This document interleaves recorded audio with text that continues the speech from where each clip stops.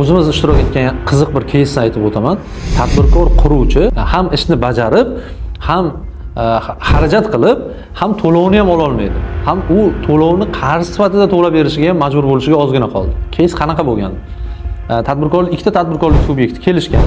Kelishuv bo'yicha tadbirkorlik subyekti quruvchi tashkilot ishni bajarib bergan, topshirilgan, lekin topshirish hujjatda rasmiylashtirilmagan. Ishni qabul qilib olgan tadbirkor keyinchalik da'vo bilan chiqyaptiki, sen ishni bajarmagan degan ma'lumotlar og'zaki ravishda-ku, u qurilish ishlari bitkazilgan. Lekin hujjatlar, ya'ni tegishli tartibda ishlarni bajarilganini tasdiqlaydigan dalolatnomalar, hisob-varaq, fakturalar imzolanmaganligi uchun hujjatlar yopilmagan. U mendan qarzdor, men unga pul to'lab qo'yganman degan da'vo bilan chiqqan.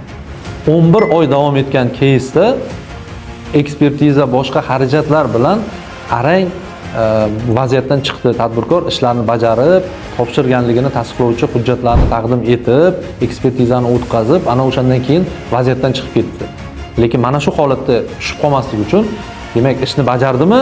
Ishni bajarganlik to'g'risida aktlarni, ya'ni dalolatnomalarni, faktura, ya'ni hisob-varaq fakturalarni to'g'ridan-to'g'ri o'z vaqtida rasmiylashtirishni unutmaslik kerak.